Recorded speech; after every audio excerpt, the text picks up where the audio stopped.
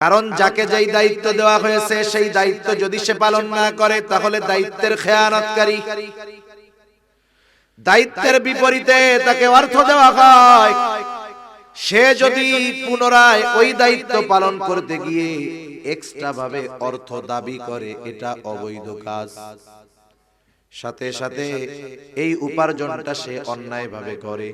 আল্লাহ তাআলা বলেন, ওয়ালা তাকুলু আমওয়ালাকুম বাইনাকুম বিল বাতিল, তোমরা অন্যায় ভাবে কারো সম্পদ ভক্ষণ করো না।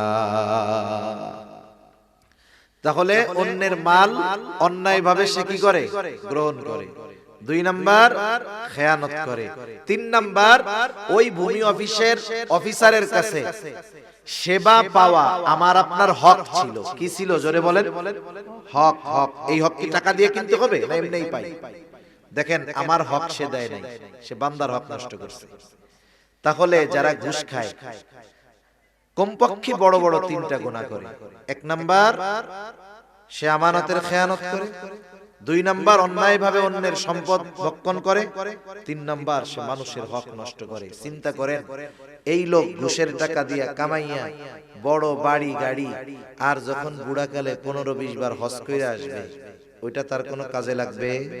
লাগবে না। এই প্রত্যেকটা টাকার হিসাব কিয়ামতের ময়দানে, দুনিয়ায় হয়তো ফাঁক ফকর দিয়া বাইচা গেল, কিয়ামতের ময়দানে প্রত্যেককে তার হক বুঝায় দেওয়া লাগবে। ঠিক কিনা বলেন? সেজন্য আপনারা যারা শুনতেছেন বা ভবিষ্যতে এই যে ভিডিওতে শুনবেন, অনুরোধ, আপনি আপনার কর্ম উপার্জন এটাকে হালাল করেন।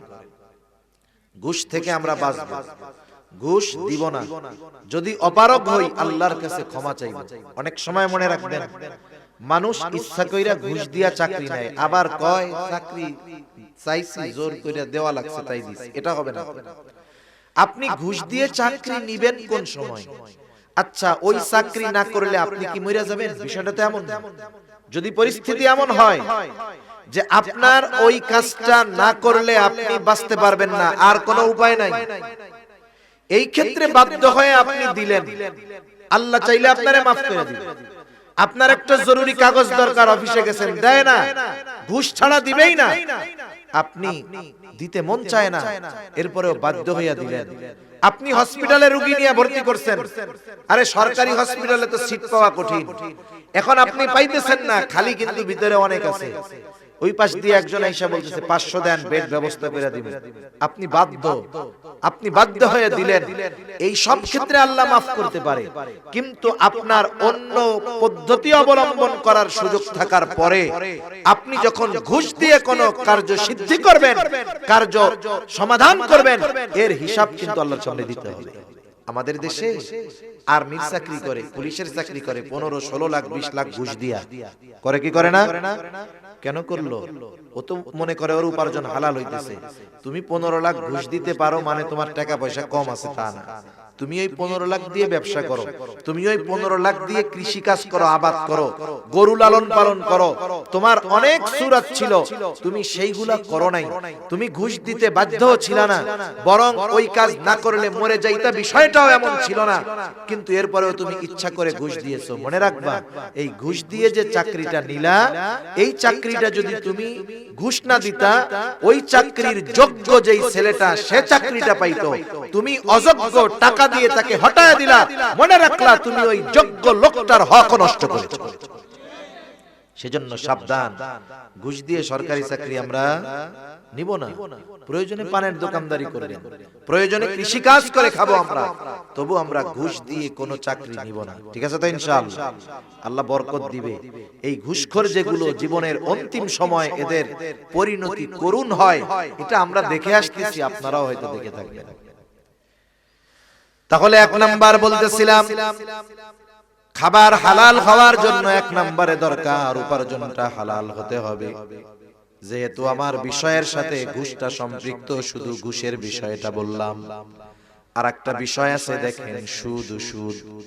আফসোসের ব্যাপার, এই সুদটা সমাজের রন্ধ্রে রন্ধ্রে এমন ভাবে ছড়ায় গেছে, মানুষ সুদ না খাইলেও সুদের ঘ্রাণ থেকে মানুষ বাঁচতে পারে না। হযরত ওমর রাদিয়াল্লাহু তাআলা আনহুর একটা বর্ণনা আছে, হাদিস না, এটা ওনার কথা। হযরত ওমর রাদিয়াল্লাহু তাআলা আনহু বলেন, এমন এক জামানা সামনে আসবে, সেই জামানায় কেউ ঘুষ সুদ থেকে বাঁচতে পারবে না। হযরত ওমর রাদিয়াল্লাহু তাআলা আনহুকে আরেকজন প্রশ্ন করতেছে, কি বলেন খলিফাতুল মুসলিমিন, এমনটাও কি সম্ভব?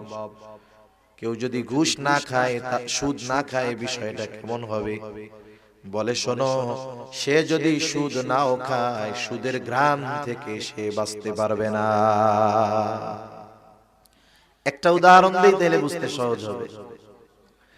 এক হাজী সাহেব, সে মনে করেন তার একটা প্রপার্টি বিক্রয় করছে 10 কোটি টাকা, কথার কথা 10 কোটি টাকা বিক্রয় করছে। এখন বলেন তো, কোন মানুষ যদি তার বাড়িতে নগদ 10 কোটি টাকা ক্যাশ থাকে, কোন দুষ্টু মানুষরা যদি জানতে পারে এই বাড়িতে 10 কোটি টাকা আছে, তাইলে হাজী সাহেবের জানমাল কি নিরাপদ না অনিরাপদ? দেখা যাবে টাকাও যাবে, জানও যাবে। এইরকম পারিপার্শ্বিক কিছু বিষয়কে কেন্দ্র করে উলামায়ে আহলে হক ব্যাংকে টাকা রাখাকে জায়েজ বলছেন। বাংলাদেশের কোন ব্যাংক সুদমুক্ত নাই। আমাদেরকে যেই গান দেখানো হয়, ইসলামী নাম দিয়ে গান শোনানো হয় না, ইসলামী ব্যাংক সুদ নাই।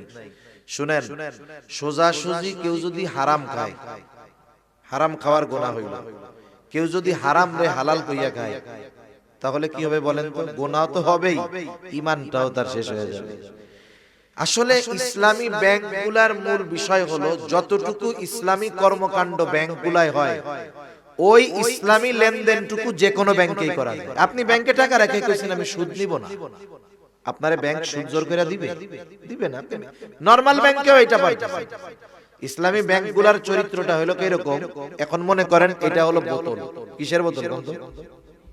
পানির বোতল। এই জায়গায় লেখা থাকবে হালাল, সুন্দর মতো। এখন বোতলের মধ্যে যদি মদ ভরে দেওয়া হয়, উপরে তো হালাল লেখা আছে, কিন্তু ভেতরে কি আছে? হারাম জিনিস।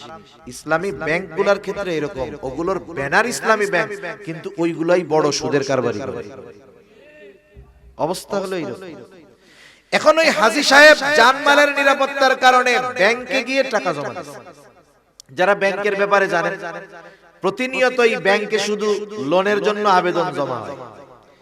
ম্যানেজারের কাছে এতগুলো আবেদন জমা হয়েছে। ম্যানেজার আইসা ক্যাশিয়ারে বলছে, শোনো, এই যে আবেদন জমা হয়েছে, যদি কেউ মোটা অঙ্কের টাকা ব্যাংকে জমা করে আমাকে একটু জানাবেন। এইবার হাজী সাহেব গিয়া 10 কোটি টাকা জমা দিছে ব্যাংকে, যেটা রাখেন। ব্যাংকওয়ালাও জানে হাজী সাহেব সুদ নেয় না। এখন হাজী সাহেব টাকা জমা দিয়া যেই চলে আসবে, ক্যাশিয়ার এক দৌড়ে ম্যানেজারের কাছে যাবে, যায় বলবে, স্যার, ওদের ভাষায় বলবে, সুখবর স্যার। কি হইছে? বলে, সবগুলো লোন পাস করা যাবে স্যার। কেন? বলে, ওই যে অমুক হাজী সাহেব আছে না, উনি 10 কোটি টাকা জমা দিছে আজকে। এখন বলেন, ব্যাংক কর্তৃপক্ষ জানে হাজী সাহেব সুদ নেয় না। এই চিন্তা করে ব্যাংক কর্তৃপক্ষ আলাদা বস্তার মধ্যে হাজী সাহেবের 10 কোটি টাকা ভরে ভোল্টের মধ্যে রেখে দিবে। এমনটা কি করবে? করবে না। হাজী সাহেবের ওই টাকা দিয়ে যারা লোনের আবেদন করেছিল সবাইকে সুদে লোন দেওয়া হবে। এখন বলেন, হাজী সাহেব সুদ কিন্তু খায় না, কিন্তু হাজী সাহেবের টাকা দিয়ে সুদ খাওয়ার ব্যবস্থা করে দেওয়া হয়। হাজী সাহেব সুদ খায় না, কিন্তু সুদের গন্ধ থেকে হাজী সাহেব বাঁচতে পারে না। আমাদের পরিণতিও এখন এরকম, আমরা সুদ খাই না, কিন্তু জামানা এমন, সুদের গন্ধ থেকে আমরা বাঁচতে পারতেছি না। সেজন্য আমার ভাইরা, সুদ এটা জঘন্য একটা পাপ। অনেক সময় মানুষ তো এমন করে, এই সুদকে বৈধ মনে করে খায়। এই কথার পাশাপাশি আরেকটা কথা আমি বলতেছিলাম, আমল কবুল হওয়ার জন্য অন্যতম যেই বিষয়, সেটা হলো হালাল খাবার। এখন দেখেন, কেউ যদি হারামের সাথে জড়ায়, অর্থাৎ কারো উপার্জন এবং খাবার যদি হারাম হয়, কত বড় ক্ষতি হয় একটু চিন্তা করেন। এক নাম্বার, যার উপার্জন হারাম আর খাবার হারাম, আল্লাহ তাআলা তার কোনো দোয়া কবুল করেন না। এখন বলেন, ঘুষ সুদের মাধ্যমে যারা উপার্জন করে তাদের দোয়া কি কবুল হয় নাকি? হাদিসের মধ্যে আসছে, নবীজি বলেন, এক ব্যক্তি দীর্ঘ পথ পাড়ি দিয়ে বায়তুল্লাহ আসছে, তার চেহারাটা উস্কো খুস্কো, পোশাক মলিন, মাথার চুল উস্কো খুস্কো, একেবারে বিনয়ের সাথে বায়তুল্লাহ ধরে ধরে আল্লাহর কাছে দোয়া করে। সাহাবায়ে কেরাম ওই ব্যক্তির অবস্থা দেখে নিশ্চিত যে এই ব্যক্তির দোয়ার মধ্যে এমন বিনয়, আল্লাহ তাআলা এই ব্যক্তির দোয়া ফিরায় দিতে পারেন না। কিন্তু ওই ব্যক্তির আসল অবস্থা, আসল হালত আল্লাহ তাআলা আমার আপনার নবীকে জানায় দিয়েছেন। মনে রাখবেন, বায়তুল্লাহ যে শুধু মানুষ গুনাহ মাফ চাইতে যায় তা না, এই দুনিয়ার জগতে সে সুনাম খ্যাতি অর্জন করার জন্য বায়তুল্লাহ যায়।